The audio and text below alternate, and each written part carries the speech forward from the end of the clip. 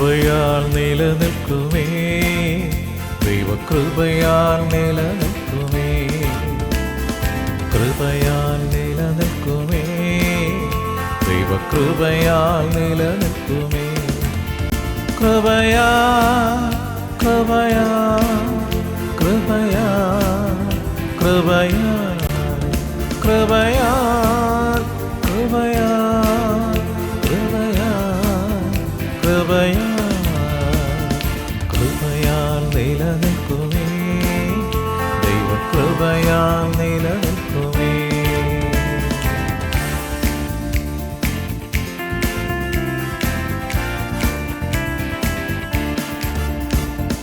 പേരു ചൊല്ലി വിളിച്ചതും ദൈവകൃപയാ, വലിയവനാക്കിയതും ദൈവകൃപയാ. എന്നെ പേരു ചൊല്ലി വിളിച്ചതും ദൈവകൃപയാ, വലിയവനാക്കിയതും ദൈവകൃപയാ. കൃപയാ കൃപയാ കൃപയാ കൃപയാ കൃപയാ കൃപയാ കൃപയാ കൃപയാ കൃപയാൽ നിലനിൽക്കുമേ, ദൈവകൃപയാൽ നിലനിൽക്കുമേ, കൃപയാൽ നിലനിൽക്കുമേ, ദൈവകൃപയാൽ നിലനിൽക്കുമേ.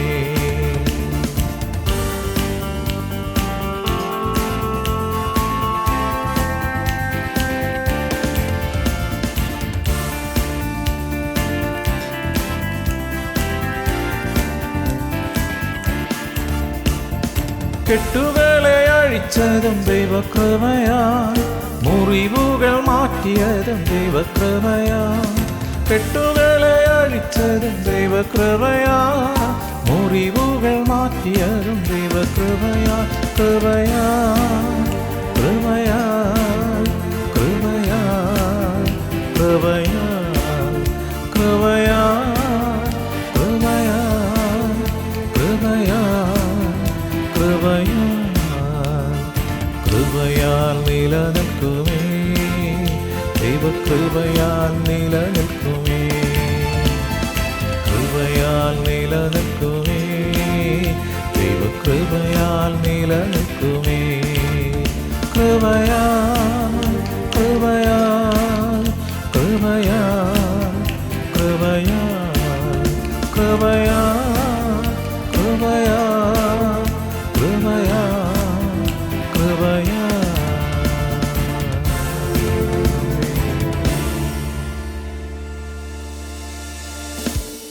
ഹല്ലേലൂയ. സ്തോത്രം സ്തോത്രം സ്തോത്രം സ്തോത്രം. നിത്യനും പരിശുദ്ധനുമായ ഞങ്ങളുടെ സ്വർഗീയ പിതാവേ, നിൻ്റെ മക്കളായ ഞങ്ങളുടെ ആയുസിൻ്റെ ഒരു ദിനം കൂടെ കാണുവാൻ അവിടെ ഞങ്ങളെ ആകർഷിച്ചടുപ്പിച്ചതിനായി സ്തോത്രം. പരിശുദ്ധാത്മാവ് ദൈവമേ, അവിടുത്തെ വചനം പറയുന്നു, ദൈവത്തിൻ്റെ ആത്മാവിനാൽ സകലരും പഠിപ്പിക്കപ്പെടുമെന്ന്. പരിശുദ്ധാത്മാവ് ദൈവമേ, ഞങ്ങളെ സഹായിക്കണം, പഠിപ്പിക്കണം. അപ്രകാരം അവിടുന്ന് ചെയ്യുന്നതിനായി നന്ദി, അനുഗ്രഹിച്ചതിനായി സ്തോത്രം. യേശുവിൻ നാമത്തിൽ തന്നെ ആമേൻ. എഫെസ്യ ലേഖനം 2-ാം അധ്യായം 8-ാം തിരുവചന ഭാഗമാണ് ഇന്നത്തെ കുറിവാക്യം. For by grace you have been saved through faith, and this is not your own doing, it's the gift of God.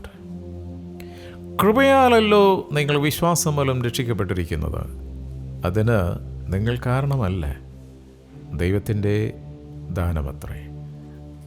ആമേൻ. ദൈവത്തിൻ്റെ വചനം വളരെ വ്യക്തമായിട്ട് നമ്മുടെ മുൻപിൽ നിൽക്കുകയാണ്.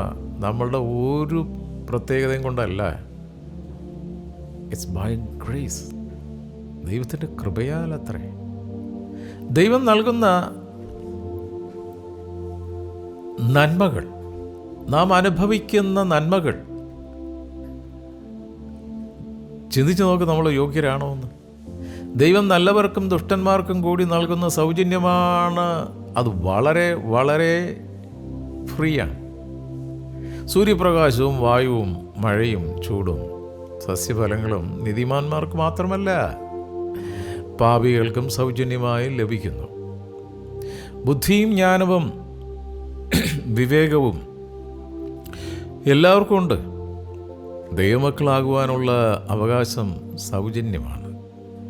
ദൈവം സൗജന്യമായി ആണ് രക്ഷ നൽകുന്നത്. സ്തോത്രം. ഈ ദൈവത്തിൻ്റെ ഈ ഒരു പ്രത്യേകത അത് ദൈവത്തിന് മാത്രമുള്ളതാണ്, വേറെ ആർക്കും അവകാശപ്പെട്ടതല്ല. അതുകൊണ്ട് രക്ഷിക്കപ്പെടുവാനും അല്ലെങ്കിൽ ദൈവത്തിൽ നിന്ന് നന്മ പ്രാപിക്കുവാനും കൈക്കൂലി കൊടുത്ത് ജനത്തിനെ പഠിപ്പിക്കരുത്. ഹല്ലേലൂയ. നമുക്ക് ലഭിച്ചിരിക്കുന്ന പരിശുദ്ധാത്മാവ് ദൈവത്തിൻ്റെ സൗജന്യ ദാനമാണ്. ഇതേതെങ്കിലും ഒരു പ്രത്യേക സംഘടനയിൽ വിശ്വസിച്ചാൽ മാത്രമേ കിട്ടൂ എന്നുള്ളതല്ല. ആര് കർത്താവ് യേശു ക്രിസ്തുവിൽ വിശ്വസിക്കുന്നോ അവന് ഈ ദാനം സൗജന്യമായി ദൈവം നൽകും. ദൈവിക വെളിപ്പാടുകളും കൃപാവരങ്ങളും ഫ്രീ ആണ്, സൗജന്യമാണ്. കർത്താവിൻ്റെ വരവിൽ നമുക്ക് ലഭിക്കാൻ പോകുന്ന തേജസ്കരിക്കപ്പെട്ട ശരീരം ദൈവത്തിൻ്റെ ദാനമത്രേ. ഇവയെല്ലാം സൗജന്യമായി ലഭിക്കുമ്പോൾ ഇവ നമുക്ക് ലഭിക്കുവാൻ ആരും വില കൊടുത്തില്ലെന്ന് ചിന്തിക്കരുത്. വലിയ വില കൊടുത്തതാണ് ആരാ? കർത്താവ് യേശു ക്രിസ്തു.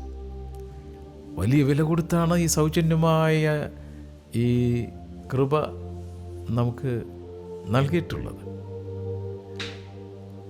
1 പത്രോസ്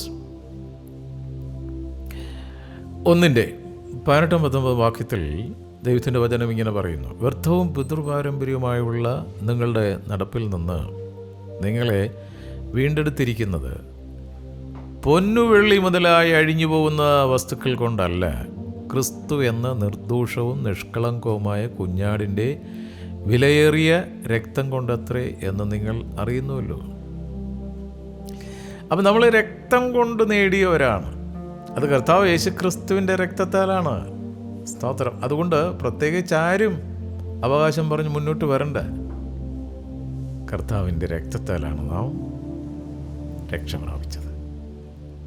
നിർദോഷവും നിഷ്കളങ്കമായ കുഞ്ഞാടായ യേശുവിൻ്റെ ജീവനും രക്തവുമാണ് നാം അനുഭവിക്കുന്ന സൗജന്യദാനങ്ങളുടെ വില. യേശു നമുക്കായി ഇത്ര വലിയ വില നൽകി മേലെഴുതിയ സൗജന്യദാനങ്ങൾ തരുമ്പോൾ നാം നൽകേണ്ട വില എന്താണ് വില? നാം ഈ സൗജന്യദാനങ്ങൾ സ്വീകരിക്കുവാൻ നമ്മിൽ തടസ്സമായി നിൽക്കുന്ന കാര്യങ്ങളെ നീക്കിക്കളയണം. ലഭിച്ച സൗജന്യദാനങ്ങൾ മരണം വരെ കാത്തു സൂക്ഷിക്കണം.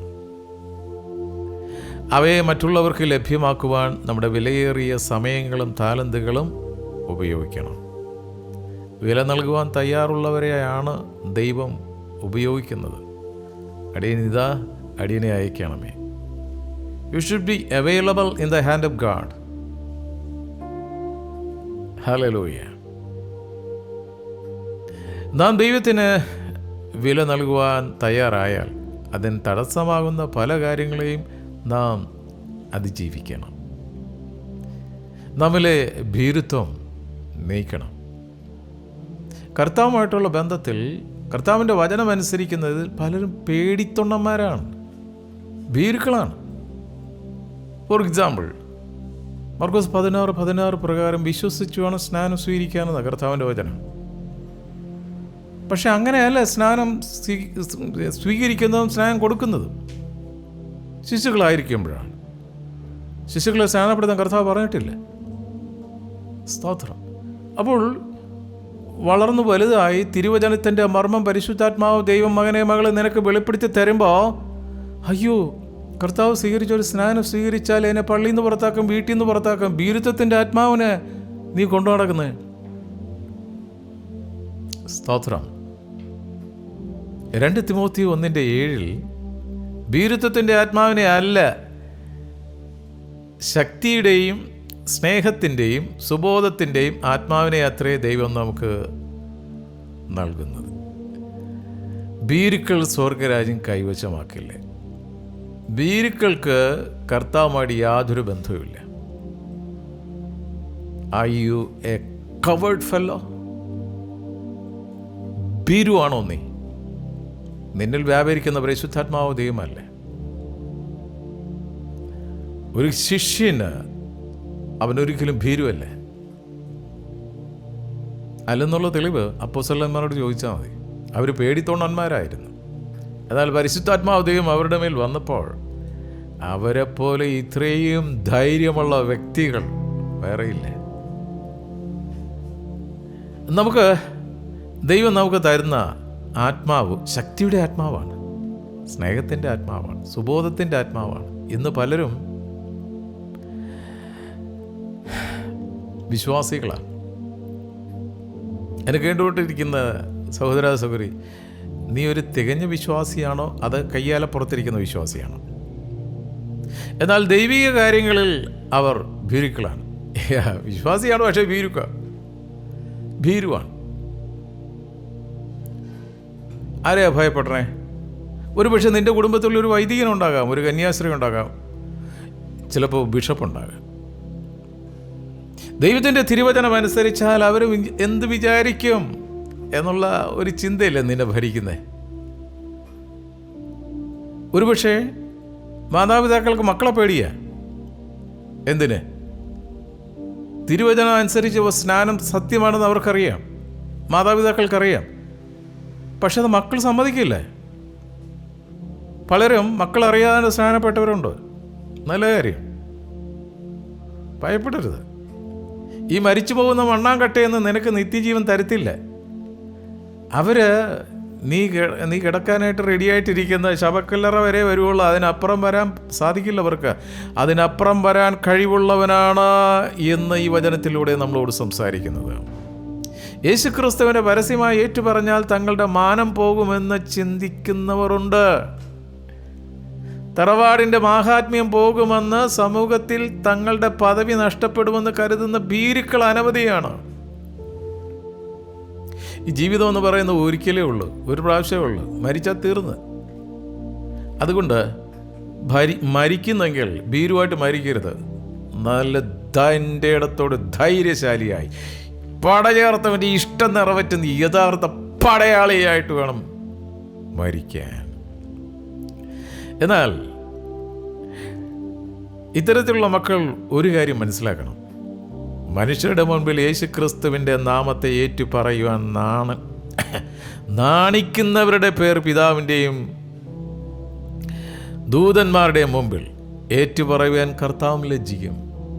പാവവും വ്യഭിചാരം നിറഞ്ഞ ഈ തലമുറയെ എന്നെയും എൻ്റെ വചനത്തെക്കുറിച്ച് ലജ്ജിച്ചാൽ ഞാൻ ലജ്ജിക്കുമെന്ന് കർത്താവാണ് പറഞ്ഞിരിക്കുന്നത്. ഭീരുത്വമുള്ളവർ ദൈവം തിരഞ്ഞെടുക്കുകയില്ല. അത് ഭീരുത്വമുള്ളവരെ ദൈവം തിരഞ്ഞെടുക്കുകയില്ല. അവർ സ്വർഗരാജ്യത്തിൽ അവകാശികൾ ആകുകയുമില്ല.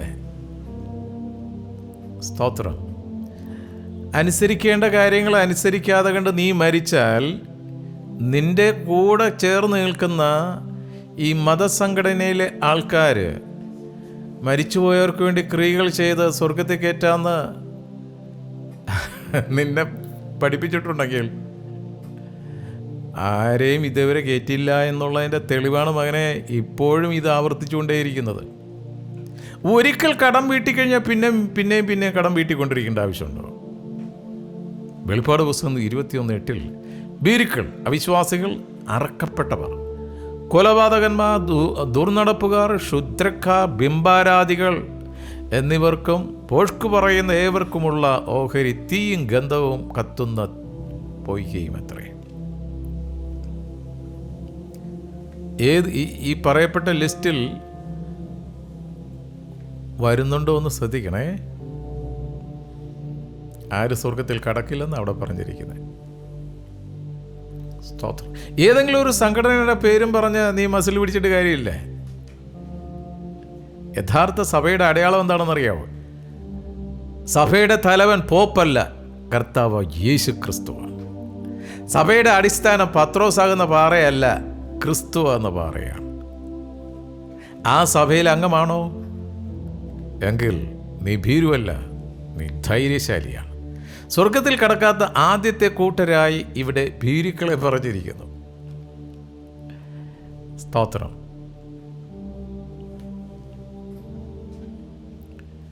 ദൈവത്തിന് പലരും വില കൊടുക്കുവാൻ മടിക്കുന്നത് പരാജയഭീതിയിലാണ്.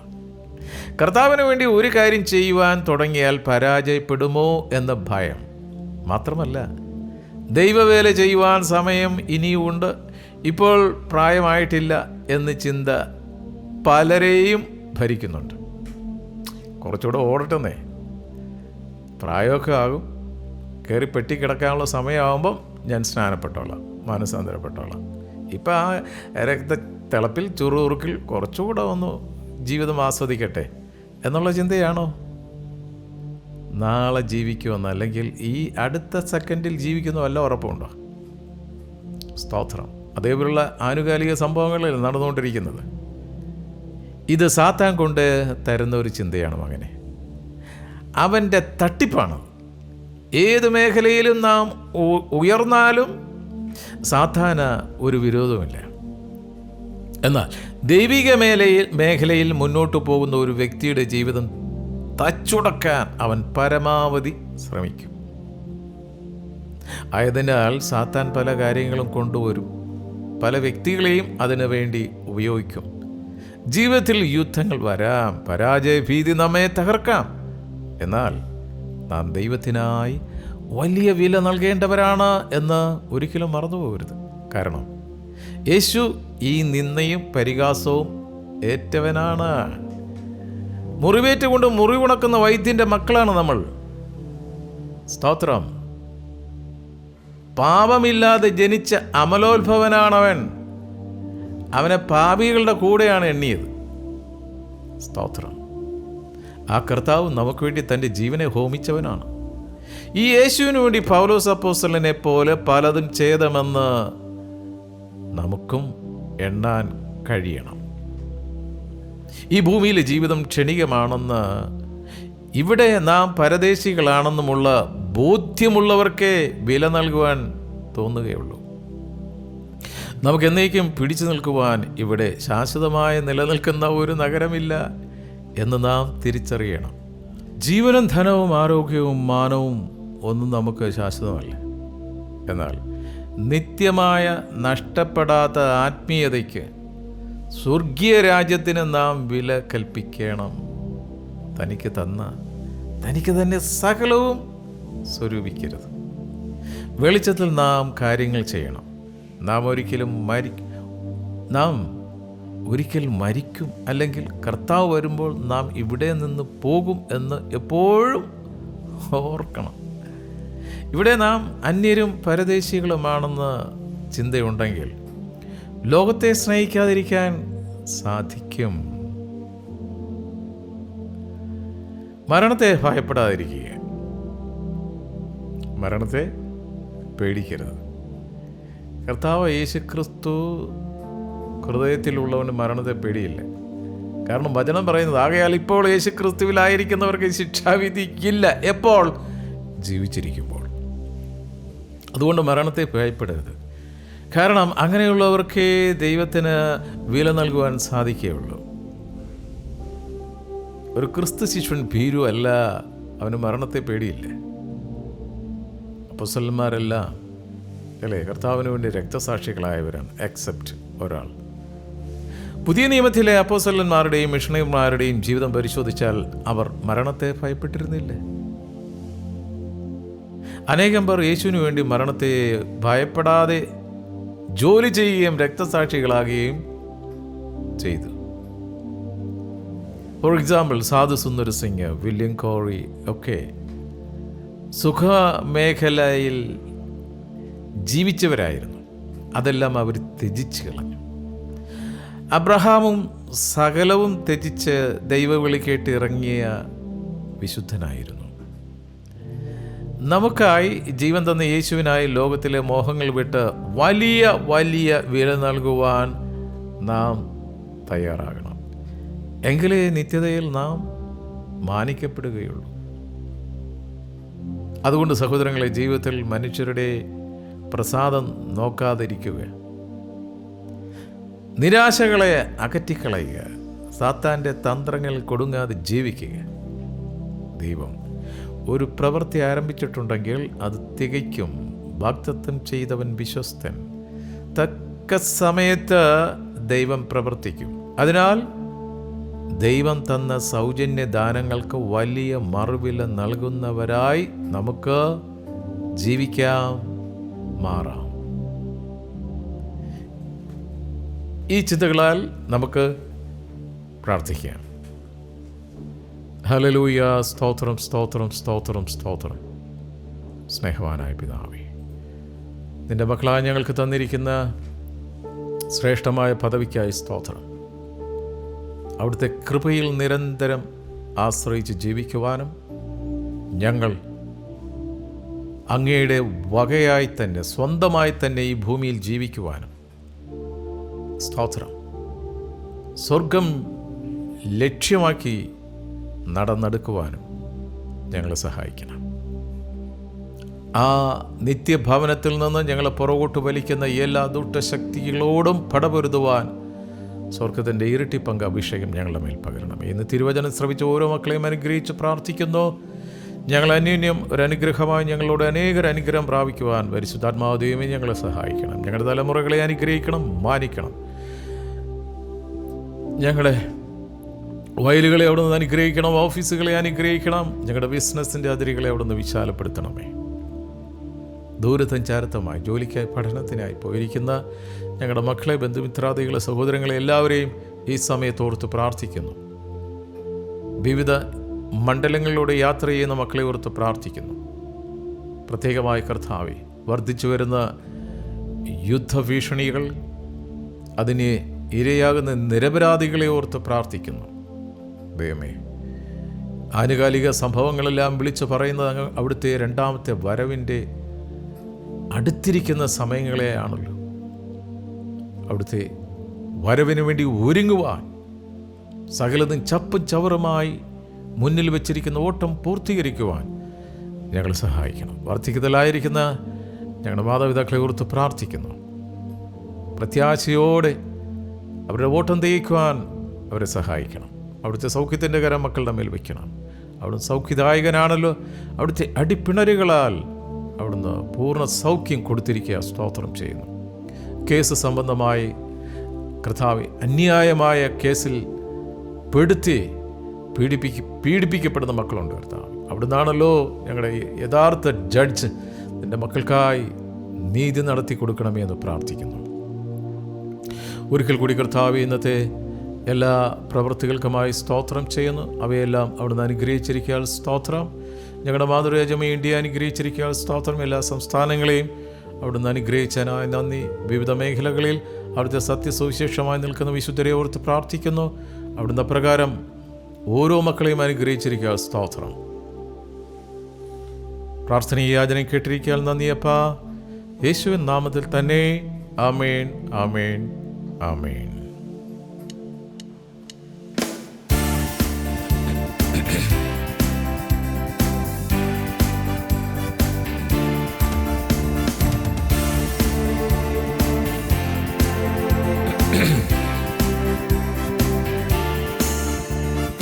നീതിമാനായി മാറ്റിയതും ദൈവകൃപയാൽ, നിത്യജീവൻ നൽകിയതും ദൈവകൃപയാൽ. നീതിമാനായി മാറ്റിയതും ദൈവകൃപയാൽ, നിത്യജീവൻ നൽകിയതും ദൈവകൃപയാൽ. കൃപയാൽ, കൃപയാൽ, കൃപയാൽ, കൃപയാൽ, കൃപയാൽ, കൃപയാൽ, കൃപയാൽ, കൃപയാൽ, കൃപയാൽ നിലനിൽക്കുമേ. ദൈവകൃപയാൽ നിലനിൽക്കുമേ.